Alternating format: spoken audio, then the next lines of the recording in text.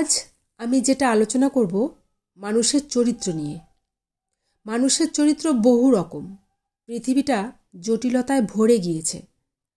আর এই জটিলতা মানুষের মধ্যেই ঠকবাজ, জোচ্চোর, শোষণনীতি, ধনী দরিদ্রের বৈষম্য ইত্যাদিতে ভরে গিয়েছে দেশে। মানুষ ভীষণভাবে লোভী, অর্থের পিছনে ছোটে, সম্পদের পিছনে ছোটে, একে অপরকে বঞ্চিত করে নিজে বড় হবে, এই নীতিটাই সারা পৃথিবীতে ভরে গিয়েছে। তাই এক একটা মানুষের চরিত্র নির্ণয় করা অত্যন্ত কঠিন কাজ। আমরা দেখি চলতে পথে প্রত্যেকটা মানুষকে গভীরভাবে লক্ষ্য করবে যে মুখে এক, কাজে এক। এটাই যেন রীতি হয়ে দাঁড়িয়েছে সভ্যতার। অন্তরে এক জিনিস, বাইরে আরেক জিনিস।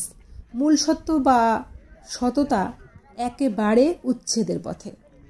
আর সত্যতা একমাত্র বই পুঁথি নীতিবাক্যেই লেখা থাকে।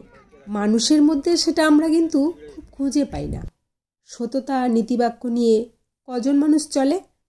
আমরা যখন মানুষের চরিত্র নির্ণয় করতে যাই, আমরা প্রায় হিমশিম খাই, অর্থাৎ সঠিকভাবে নির্ণয় করতে পারি না।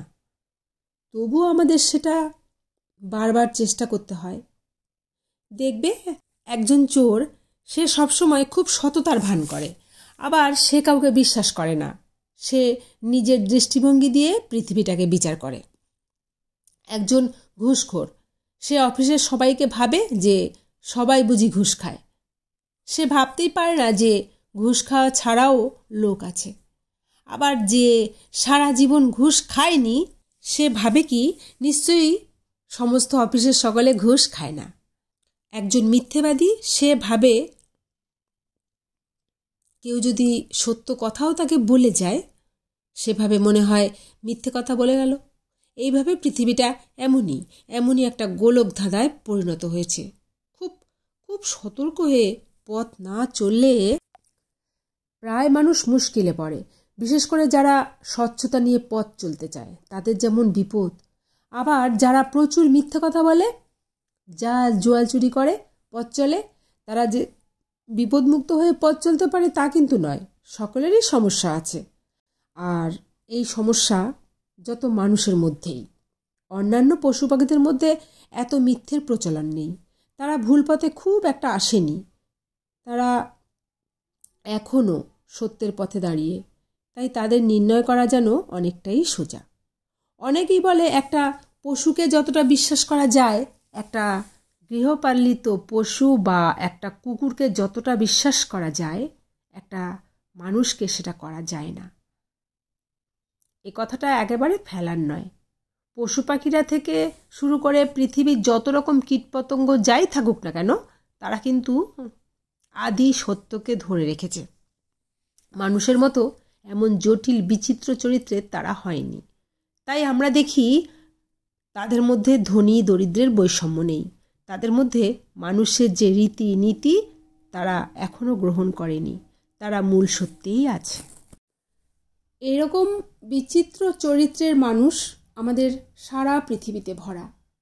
রবীন্দ্রনাথ একটা কথা বলেছেন যে বিশ্বাস রেখো। আসলে বিশ্বাসটাই সত্য, আর মিথ্যেটা চিরকালই মিথ্যে।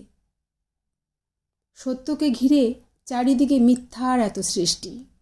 এত মিথ্যের মধ্য দিয়ে আমরা যেন একটা সত্যের অনুসন্ধান করে চলি।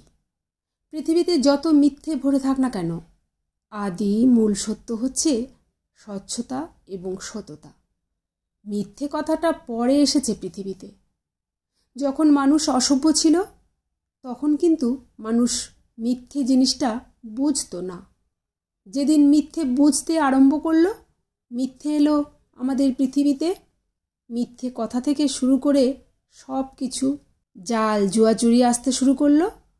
তার নাম হলো সভ্যতা। সুতরাং সভ্যতার মেরুদণ্ড মিথ্যেকে নিয়ে। মিথ্যে যদি এখনও আমরা সমাজ থেকে বাদ দিই, আমরা আদিতে ফিরে যাব এবং মূল সত্যে ফিরে যাব। তখন কিন্তু আমরা বলবো না সেটা সভ্যতা। আমরা যাদের অসভ্য ভাবি, তারা কিন্তু মিথ্যে বলে না। সে আদিম, সাজ পোশাক ছিল না, আমাদের শরীরটা তো মিথ্যে বস্ত্র দিয়ে ঢাকা। আমরা যখন একটা মানুষের মুখকে দেখি তার আসল রংটা খুঁজে পাই না। সে নানা রং চং, বিশেষত মেয়েরা রং চং সামগ্রী দিয়ে ঢেকে রাখে। তার আসল রূপটা কি আমরা তো বুঝতেই পারি না। একটা বিখ্যাত কবিতায় আছে নীরেন্দ্রনাথ চক্রবর্তীর উলঙ্গ রাজা।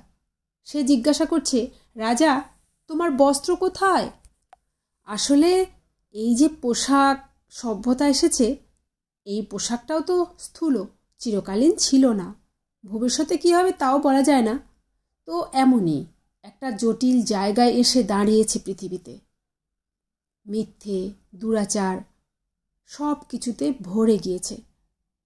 আর ভরাটাই স্বাভাবিক, যেহেতু আমাদের মধ্যে বিরাট প্রভেদ আছে, ধনী দরিদ্রের বৈষম্য আছে, শোষণ নীতি আছে।